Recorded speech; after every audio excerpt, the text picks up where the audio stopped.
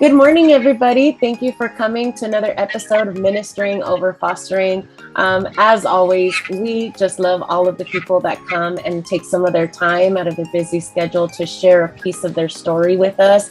So, of course, this month, it's no exception. We have an incredible person with us here today. And I'm just going to go ahead and let Lakeisha guide us through this interview as usual. So go ahead, Lakeisha, take it from here. All right. So we're going into the interview. I'm going to let this person formally introduce herself. Can you provide us with a brief introduction to let our audience know who you are? Okay. So my name is Le'Andra Pitchard. I'm 17 years old. I recently graduated from high school. And I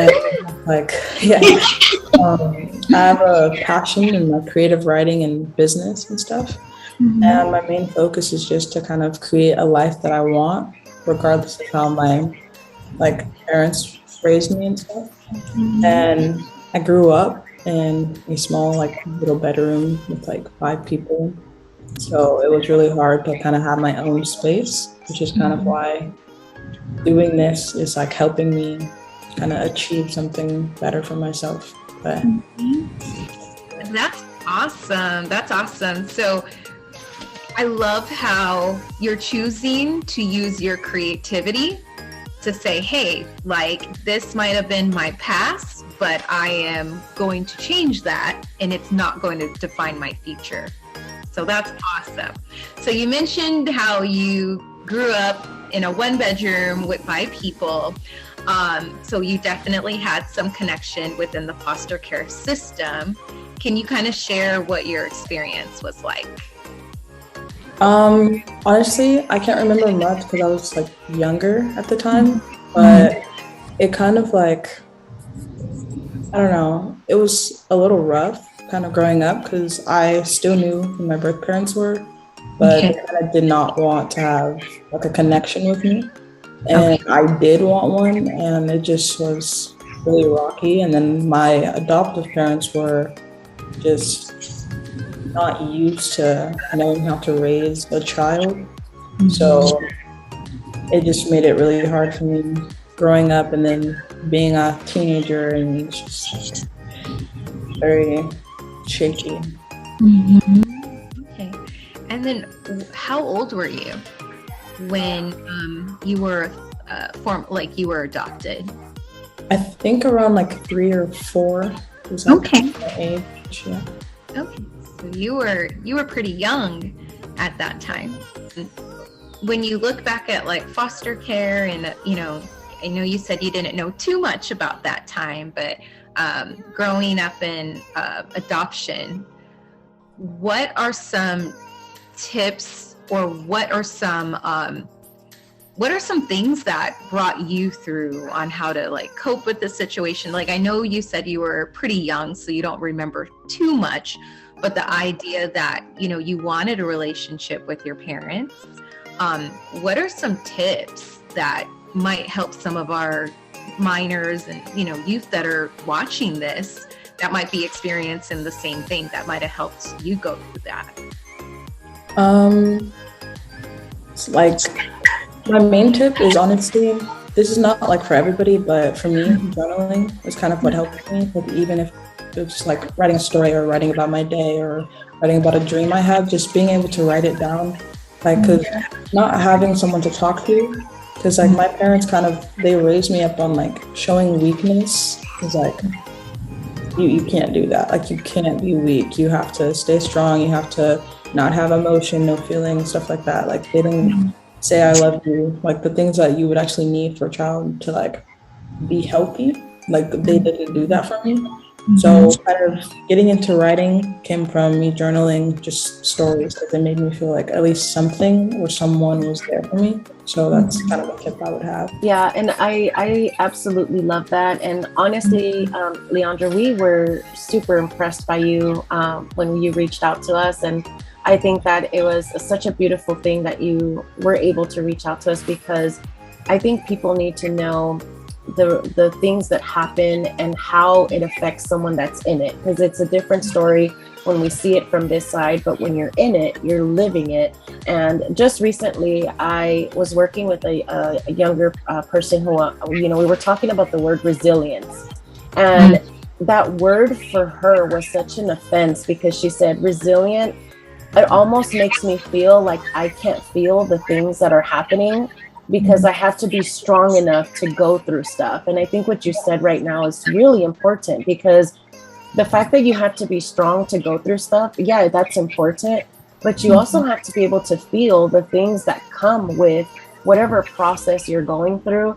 And I think what you said right now, the things that I needed to be like healthy, right? If we're talking about like mental health, there are certain things that you need. And one of that is to be able to just talk about what happened to whoever is willing to listen. So thank you for sharing that, because I think that's important for people to know. It's okay for you to find someone that you can talk to about these things in order for you to continue going through what you're going through.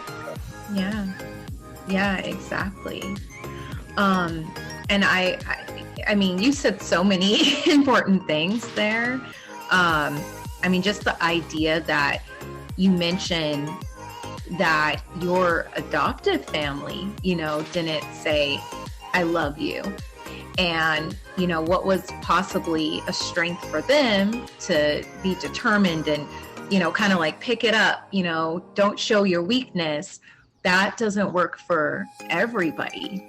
And just to kind of give you a little background from my point of view, I could relate a little bit there, because growing up, I grew up in a single parent home.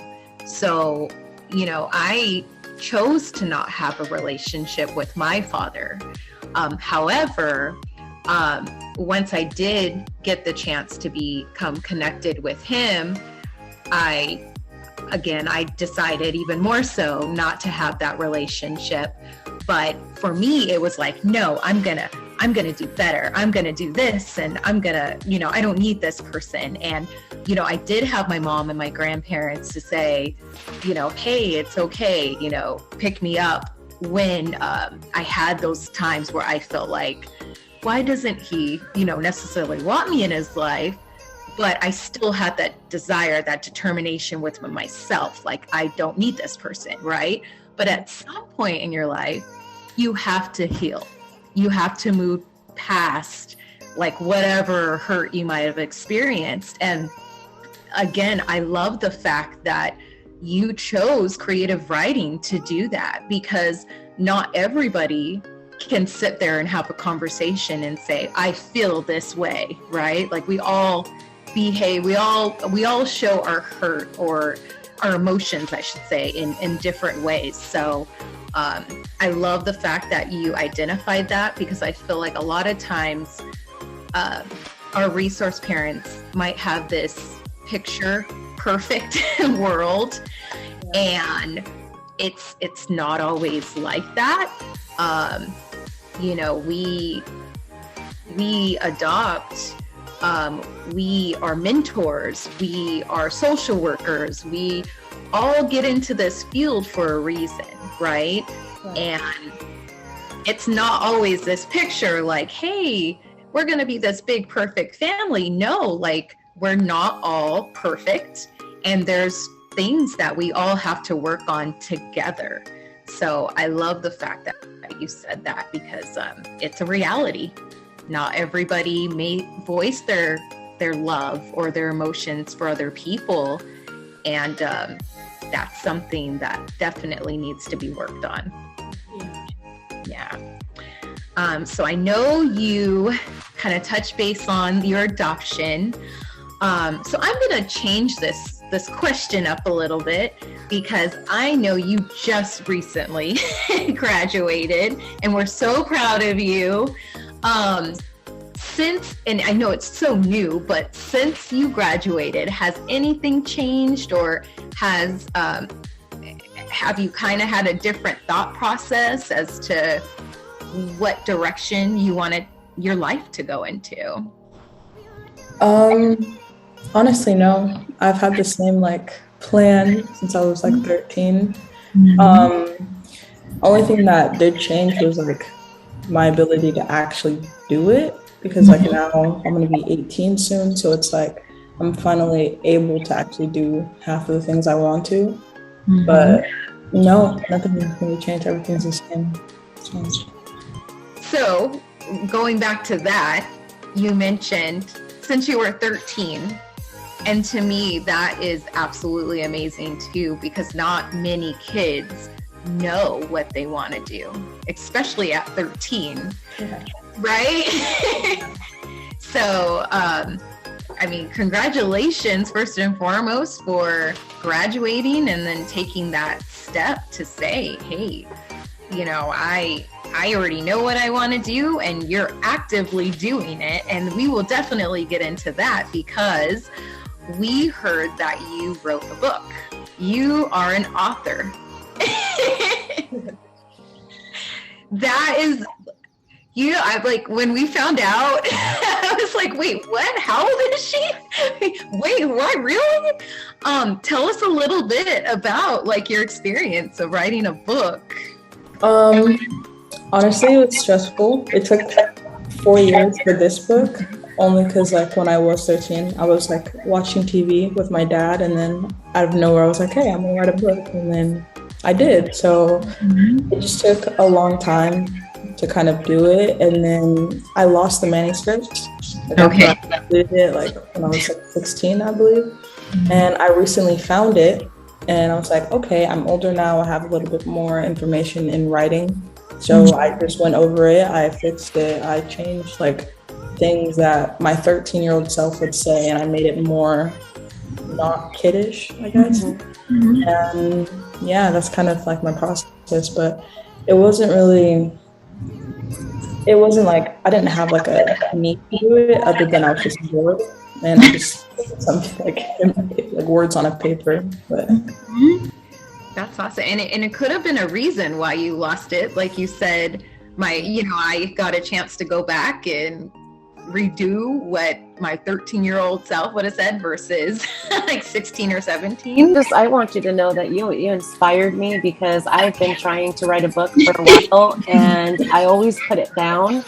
And you just inspired me, because, and I know you're going to dive into what this is about and what your message is coming about that, but it is incredible for us to have the ability, and I think this is something that everyone should do at some point in their life, is to just do it. Just do it. There's nothing more. There's no fear. Worst case scenario, just people that know you buy it and they get to read it, but there's something about putting something on paper, like you said, that can be very therapeutic, and how you can create something out of whatever it is that you were thinking or dreaming, or it's something that somebody else might read, and you might share something with someone else that you didn't think you could have done had you not put it on paper. So you inspired me, and I think I'm gonna pick back up where I was just. And how cool is it to see your book, like actually, right? Like you're scrolling through Amazon and you happen to see your book on there. I would scream. I know. In fact, I did scream for you when Myra showed me the book. It's like, oh my goodness. So, while discussing your book, without giving away your full book, because we want people to purchase your book, Right. What is the message behind your book? It's just like about adventure. It's like 3 teenagers kind of going through high school, and they kind of like are exploring, and they come across this house basically that kind of is the realm between reality and magic. And they just learn a lot about themselves and about like life and their parents and stuff, and how their parents aren't who they thought they were. And I kind of use like my sense of being adopted and then having birth parents as well to kind of do that for them too. So they have that similar, like their birth parents are people who gave them up because they didn't want their children, and then now they're with adoptive people. So that's kind of like what it is. And it's just their journey through high school and then magic and then becoming older and stuff. But, All right. Well, it sounds exciting, and I know Myra is having a fun time reading through it. What ages would you say the book is for? Like, what ages would you recommend? Honestly, I believe maybe as low as like 9 years old. Okay. Like, however, like adult. Okay. Yeah. All right. And where can we find your book? On Amazon. Yeah. I don't know, you just type in the title and then my name, I think, yeah, and then it will pop up. And we'll provide the link so everybody who's listening can click directly on it as well. All right. So to wrap up our amazing interview, because you've been awesome so far, what are some words of encouragement that you would like to leave any minor who's listening, or any older person actually who's listening to this episode? I would say stay strong, go at your own pace. Like, don't let anybody force you into doing something that you're not ready for, and like mentally and physically ready for. Because that's something that I was forced into doing, trying to be like, my parents wanting me to be older than what I actually was. So it's like, if you're not ready, just like don't do it. Just do it when you're ready to do it, because it's going to make it a lot easier on yourself. But yeah, that's kind of my words. Yeah. I love that, because I think, unfortunately in society, we're always so pressured. Like you graduate high school and the first thing people ask you is like, when you're getting married. And then you get married and the first thing people ask you is, when are you having your first kid? And then you have your first kid and when are you having the next one? Or, there's always like this pressure from people for you to get to that next level. And, I think what Lakeisha was sharing earlier about her own personal story, my personal story, pretty similar. And I think that's why Lakeisha and I joined together to do this. I was also abandoned at the age of 11 by my birth mother. And so we were raised by my father. And growing up, I always felt like I had to pursue the next big thing. And it was like graduation after graduation. And I clearly remember being in my master's program, and I was walking up the graduation, and I, in my mind, was thinking, this isn't good enough. I'm going to need a doctorate. And there was this like inside pressure of, I'm not good enough still, even though I've reached this, and I have to get to that next thing. And it's such a sad way to get through life, because you miss all of those key moments in your life, because you're already preparing for the next thing. And it took a lot of healing for me to just sit back and say, I need to be okay with where I am. And this has to be enough. And so I love that you say that, because everyone's journey is different. Everyone's timing is different. And if you're not ready, it's okay to not be ready. And it's okay to sit where you're at and give it time to figure out what's next for you. Or I'm just going to sit in this little season of my life because I feel safe and I like it. And I'm going to be here for a little while until I'm ready to move on to the next thing. So I do hope that if there's any foster youth that are listening to us today that are feeling that inside pressure of needing to be good enough or needing to get that next achievement, I do hope that they hear your words, that it's okay for you not to be ready. No one can pressure you to get to the next thing. And you shouldn't pressure yourself either. You should take it a step at a time from where you're at. So thank you for sharing that. Yeah. And it just made me think of the saying we hear all the time is enjoy the journey, not the destination, right? Because once you get to the destination, it's like, okay, I'm here. But the journey, I feel like, is where we learn more about ourselves. And it's a constant reminder for myself all the time. But it's so much truth in that saying. So thank you for sharing that. Yes, and thank you so much for being here with us today, for taking some time out of your schedule to meet with us, and also for reaching out to us. Honestly, we are so proud of what you've accomplished so far, and we can't wait to hear when the next one is coming out because I anticipate this is not the only one. Actually, I finished it like a week ago. You did? So it's like a series, or okay, well, no, we'll just have you on again.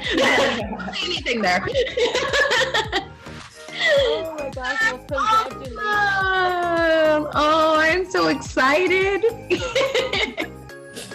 Congratulations. Well, we're definitely, once that one is out, let us know and we'll bring you back on so you can share with us what that one's about. And I'm sure that from here, a lot of people are going to be interested in what's to come for you. So thank you so much. We appreciate your time.